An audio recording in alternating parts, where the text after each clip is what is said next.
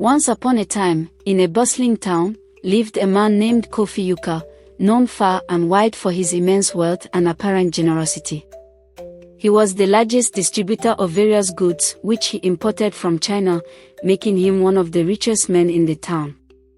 His house was a beautiful mansion, his cars luxurious, and his public persona that of a generous, caring individual. But beneath the surface was a very different reality, known only to his wife Amina and their 3 young children. Kofi's neglect and cruelty towards his family was unbelievable. Despite his wealth, Amina was forced to hawk street food to provide for their children, while Kofi squandered his money on his numerous girlfriends. He would often come home late at night, reeking of alcohol and perfume, and his arrival was often accompanied by yelling, accusations, and, sometimes, violence. Amina bore the marks of his abuse silently, as no one would believe the generous and caring man they saw in public could be so heartless at home. Kofi was not always rich. When he got married to Amina, he was very poor. He had a very small business. Amina was also from a poor background, but her parents had struggled to send her to the university where she studied business management.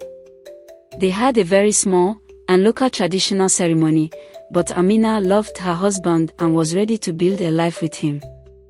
After getting married, they struggled so much for many years, even after having 2 children. When Amina was pregnant with their 3rd child, things turned around very quickly for them.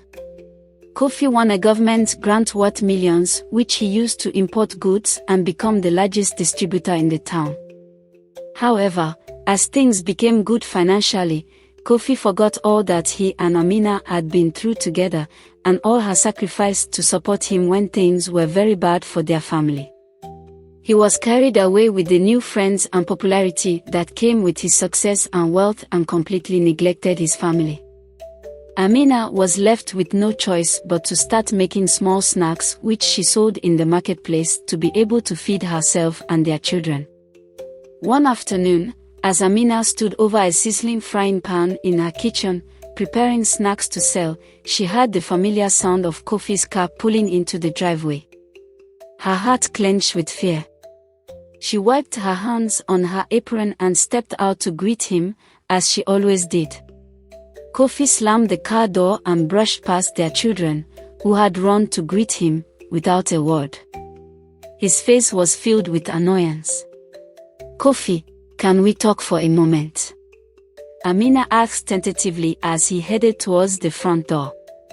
"What now, Amina?" he barked, not bothering to stop. "It's Kojo.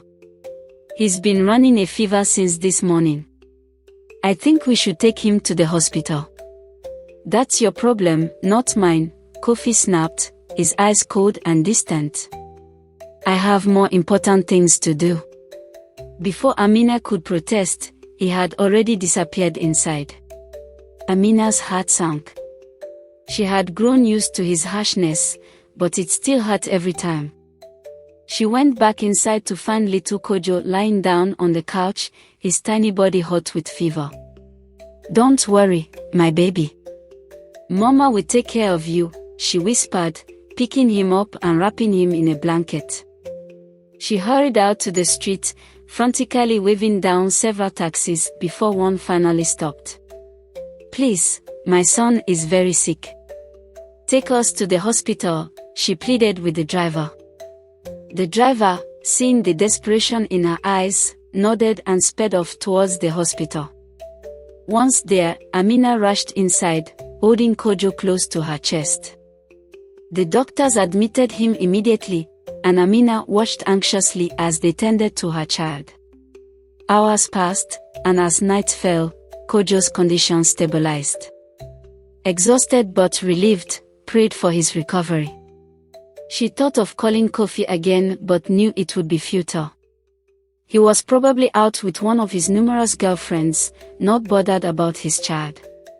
Amina was right, Kofi was at a lavish restaurant, laughing and enjoying the company of Ada, his latest conquest. Ada was a strikingly beautiful woman, always dressed in the finest clothes and adorned with expensive jewelry, which Kofi always gave her as presents. "You're so generous, Kofi," Ada said, leaning closer to him across the table. "I'm so lucky to have you." Kofi smiled, basking in the praise. "You deserve the best, my dear."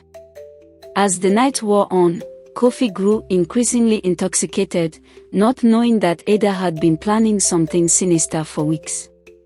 When it was finally time to leave, Ada suggested they take a stroll. "Let's walk for a bit, Kofi. The night is so beautiful." Kofi, who was already intoxicated with alcohol, agreed. They walked down a dimly lit street, and just as they turned a corner, 3 heavily built men appeared, blocking their path. "What is this?" Kofi demanded, suddenly alert. Ada stepped back, a cruel smile playing on her lips. "It's time you paid for your arrogance, Kofi." Before he could react, the men grabbed him, gagging and binding him swiftly. Ada watched with satisfaction as they forced him into a waiting van. Back at the hospital, Amina's phone rang. It was a number she didn't recognize. "Hello," she answered, her voice trembling with fatigue. "We have your husband," a rough voice said. "If you ever want to see him alive again, you'll pay us a ransom of 1 million cedis." Amina's heart raced. "I don't have that kind of money." "Please, you don't understand, I don't have any money, he never gives me access to his accounts." "That's not our problem," the voice replied coldly. "You have 3 days." The line went dead, and Amina was left staring at her phone in disbelief. She knew Kofi would never believe her if she told him it wasn't her fault. Her mind whirled with possibilities, but none seemed viable. She had to find a way to get the money, for the sake of her children. She spent the next day visiting friends and family, pleading for help, but her story was met with skepticism.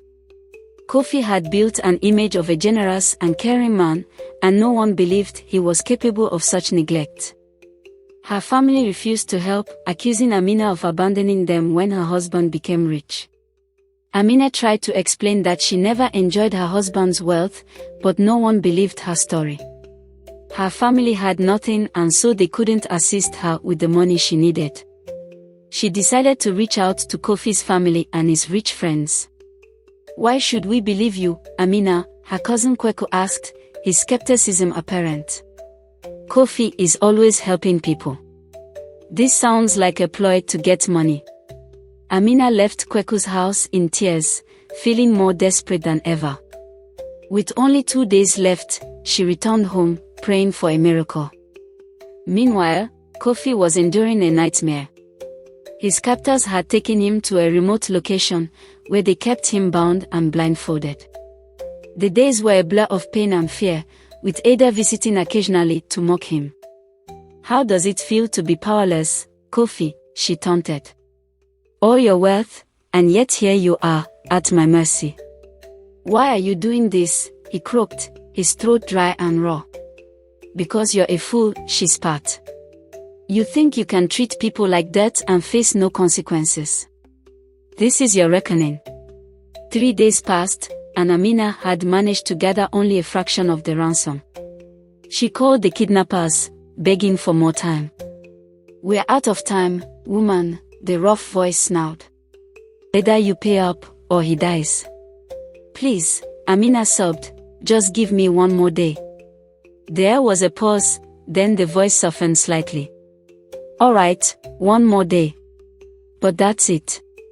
Amina hung up, feeling a glimmer of hope.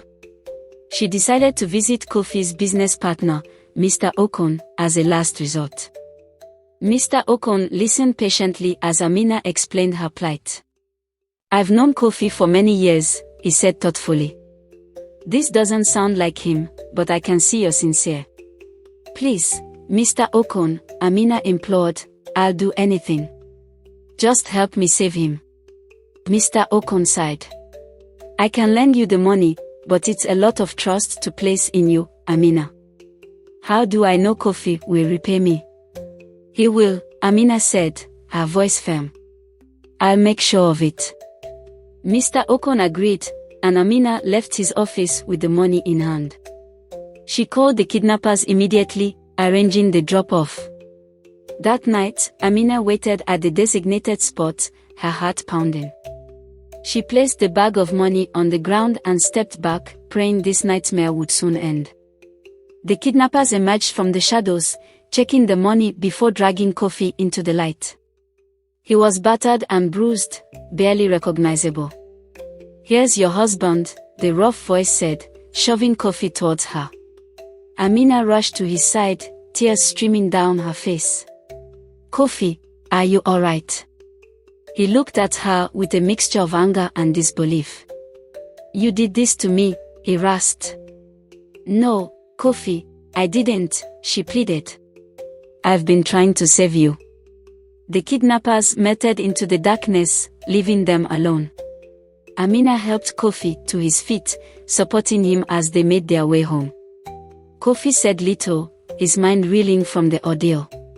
Once home, Amina tended to his wounds, her touch gentle and caring. "I'm sorry for everything, Kofi," she said softly. "I wish things had been different." Kofi remained silent, his thoughts churning. As the days passed, he began to see the truth in Amina's words.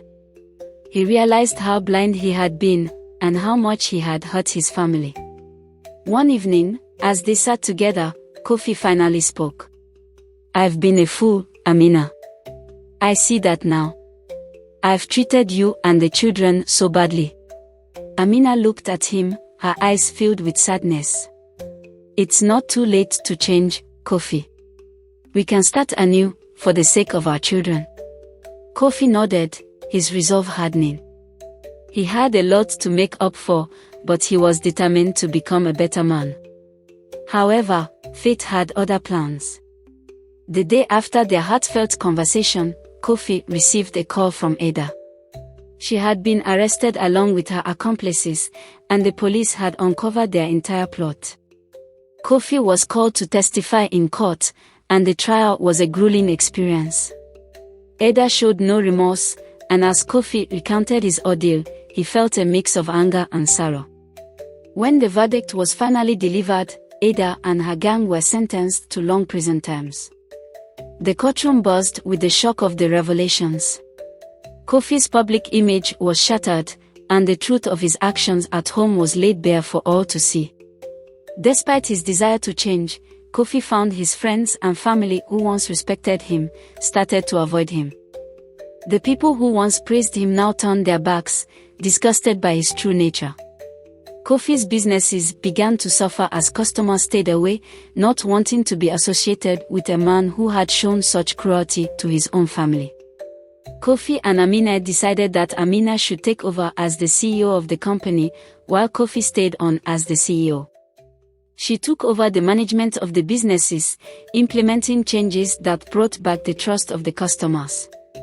Her kindness and integrity shone through, and slowly but surely, the businesses began to thrive once more. Kofi, now a shadow of his former self, spent his days at home, reflecting on his past mistakes. He watched as Amina transformed their lives, not just through hard work but through her unwavering dedication to their children. He realized that true wealth lay not in money or possessions, but in the love and respect of one's family. One evening, as the sun set and painted the sky in hues of orange and pink, Kofi sat with Amina on the porch of their home. The children played nearby, their laughter filling the air. "I don't deserve you, Amina," Kofi said quietly. "You've done more for this family than I ever did." Amina looked at him, her expression gentle but firm. "We all make mistakes, Kofi. What matters is that we learn from them and do better." Kofi nodded, a tear slipping down his cheek. "I want to be a better husband and father. I know I have a long way to go, but I'll try." Amina placed her hand on his. "That's all I ever wanted, Kofi. For you to care, to try." As the weeks turned into months, Kofi slowly began to rebuild his relationship with his children. He spent more time with them, learning about their interests and dreams. Kwame, the eldest, who had always been distant, started to open up. Oma, with her curious nature, delighted in showing her father the world through her eyes. Little Kojo, once wary, now enjoyed his father's attention. Kofi's transformation was not easy. It required constant effort and the humility to accept his past wrongdoings. But with Amina's support, he made steady progress. The family began to heal, finding a new sense of unity and purpose. In the end, Kofi learned that true wealth was not measured by the size of one's bank account but by the strength of the bonds one shared with family and the community. And so, in the vibrant town where his story began, Kofi found his place not as the richest man, but as a husband and father who finally understood the true value of family. His legacy became one of compassion and integrity, carried forward by the family he had once taken for granted but had ultimately learned to cherish above all else.